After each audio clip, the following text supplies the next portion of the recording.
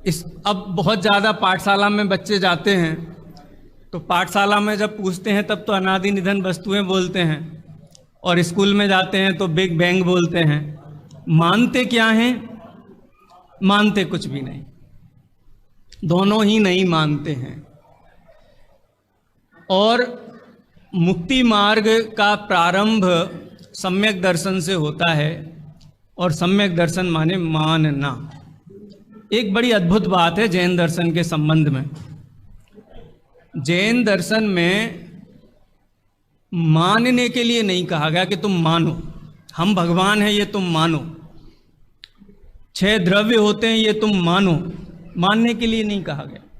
आचार्यों ने कभी भी मानने की बात नहीं की कहीं भी। और मैं चैलेंज करता हूं, आप गाथाएं देखना, भले ही मानने का महत्व बहुत है, विद्यावृत्तस्य संभूति स्थिति वृद्धि फलागमय न सती सम्यक्त्वा भावे बीजा भावे तरोरिवः। आचार्य समंतभद्र देव ये बात कहते हैं कि बिना माने ज्ञान और चारित्र की संभूति नहीं होती है, माने आपका ज्ञान सम्यक ज्ञान नहीं कहलाता है। आपका ज्ञान, आपका चारित्र आचरण वृत्ति सम्यक वृत्ति नहीं कहलाती है। उसकी स्थिति वो टिकता भी नहीं है बिना माने। आज सम्यक दर्शन छूट जाए, अभी छूट जाए, कितने ही जीवों का छूटता है ना। रावण का, श्री कृष्ण का, लक्ष्मण का, बहुत लंबी लिस्ट है छूटने वालों की। पूर्व भाव में सब सम्यक दृष्टि थे। द्विपायन मुनि, वो भी पूर्व में सम्यक दृष्टि, छायोपसम्यक सम्यक दृष्टि, सम्यक्त से च्युत हो गए। द्विपायन मुनि सम्यक्त से च्युत हुए और फिर भवनवासी देव अगले भाव में जाकर के हो गए मिथ्या दृष्टि। कृष्ण, लक्ष्मण, रावण, जरासंध, कितने ही जीव हैं शास्त्रों में जिनका उल्लेख आता है। सम्यक दर्शन छूटा और सम्यक ज्ञान क्या हो गया? मिथ्या ज्ञान हो गया। वृत्ति, सम्यक वृत्ति क्या हो गई? मिथ्या वृत्ति हो गई। भैया मुझे डिस्टर्ब करोगे ना तो फिर मैं फिर सब डिस्टर्ब होंगे। मंच के पीछे हैं, थोड़ी आवाज ना करें। हाँ, बात क्या चल रही थी अपनी? सम्यक दर्शन का महत्व तो बहुत है, लेकिन जैन दर्शन में कहीं ये नहीं कहा कि तुम मानो, मानने के लिए नहीं कहा। हमेशा चर्चा की, बात की तो ये कही कि तुम जानो, तुम जानो, जाने बिना काम नहीं चलेगा। पंडित टोडरमल जी ने मोक्ष मार्ग प्रकाशक में 7वें अध्याय में जब 5 लब्धियों की चर्चा आती है, स्वाध्याय भी हैं, थोड़ा विषय वैसे लाइट में लेने वाला हूँ। वैसे आज मूंग का वो खाया है, क्या रवा क्या बोलते हैं क्या बोलते हैं यहाँ पे, सीरा खाया है। हम तो हलवा बोलते हैं, इसलिए मैं सोच रहा सीरा ही बोलें, आपकी भाषा में ही बात करें। सीरा खाया है।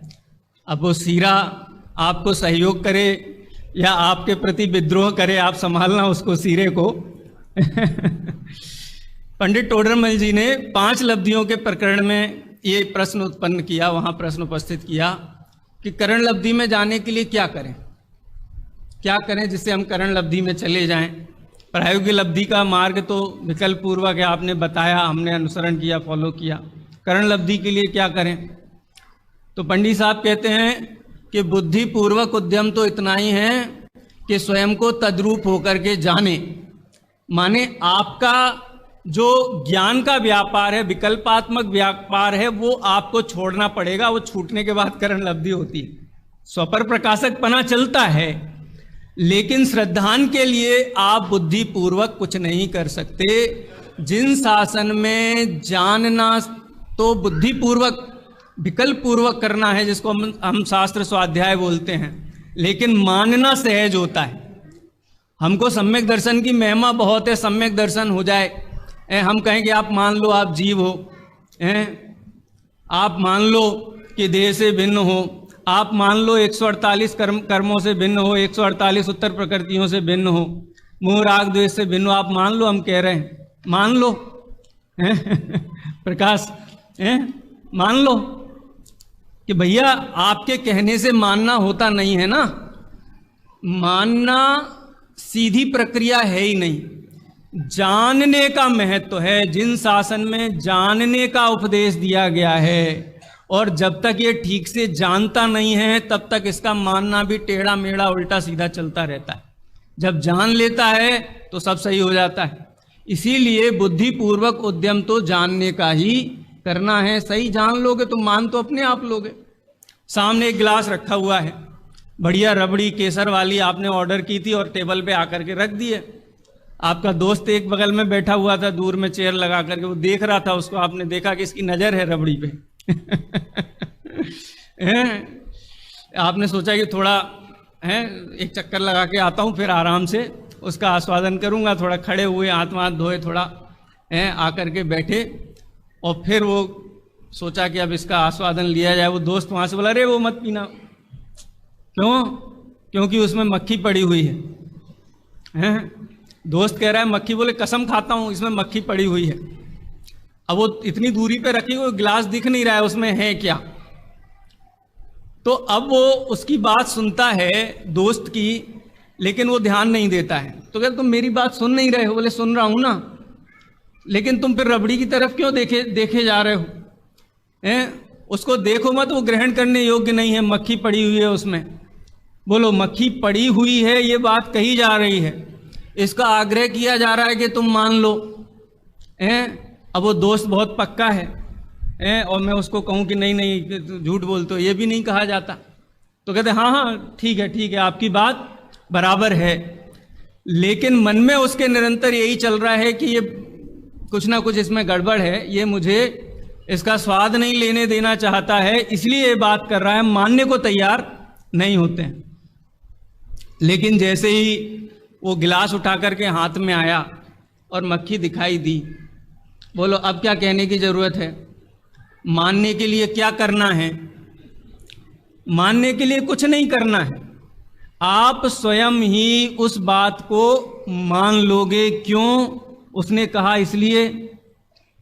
उसने कहा इसलिए नहीं, क्योंकि आपके ज्ञान ने स्वयं ये निर्णय किया, और जब निर्णय हुआ तो निर्णय के बाद मानना सहज होता है। बुद्धिपूर्वक उद्यम तो इतना ही है कि देख लो एक बार क्या है। अब वो मक्खी है, उसमें भी शंका होगी, भाई ग्रद्धता है पीने की, तो आधी डूबी हुई है आधी बाहर है। तो क्या करते हैं फिर? युक्ति नए इत्यादि अप्लाई करते हैं।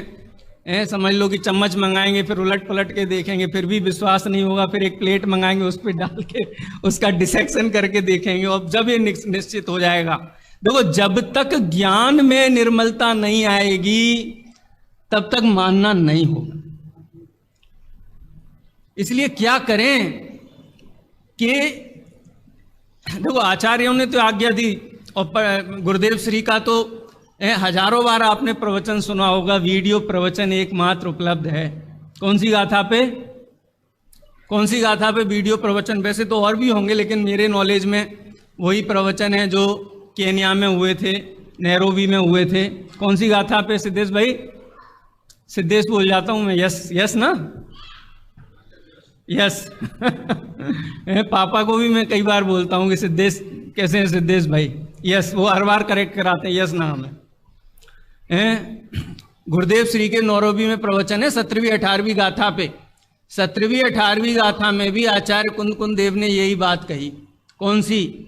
यह नृपति है, यह जान कर अर्थार्थी जन श्रद्धा करें, अनुचरण उसका ही करें, अति प्रीति से सेवा करें। ये राजा है, ये श्रद्धान कब उत्पन्न होगा? ये श्रद्धान तब तक उत्पन्न नहीं होगा जब तक आप उसको जान नहीं लो ये राजा है। अब वो राजा के क्या लक्षण उपलक्षण होते हैं, उसका पूरा एक शास्त्र विधि विधान है। शास्त्रों में लिखा गया है, किंवदंतियों में प्रसिद्ध है, लोगों के द्वारा बताया जाता है कि राजा कैसा होता है। ये राजा है, एक बार जानना हो गया, फिर मानने के लिए क्या करना? तो जिनेंद्र भगवान के मार्ग में भी यदि आपको मोक्ष मार्ग में प्रवेश करना है तो आत्मार्थी का कर्तव्य है कि वो वस्तु के यथार्थ स्वरूप को जाने, कि हम जानने का उद्यम करें और सम्यक दर्शन नहीं हो तो पंडित जी साहब ने ये कहा कि तुमने यथार्थ जाना नहीं। ये 9वें अध्याय में बहुत गहराई से चर्चा है। जीवा जीवाश्रव बंध संवर निजरा मोक्षास तत्वम, 7 तत्व को ही सम्यक दर्शन का लक्षण क्यों कहा गया शास्त्रों में? आत्मश्रद्धान को मुख्यता से क्यों नहीं कहा गया? स्वपर वेद विज्ञान को मुख्यता से क्यों नहीं कहा गया? देवशास्त्र गुरु के श्रद्धान को कहा तो है, लेकिन जब शास्त्रीय परिभाषा पर आते हैं तो जीवा जीवादीनाम तत्वार्था नाम सदैव कर्तव्यम विपरीताभिनिवेशा विविक्तम आत्मरूपम तत्, यही शास्त्रों में बात आती है। इसलिए जानने का महत्व है। हालांकि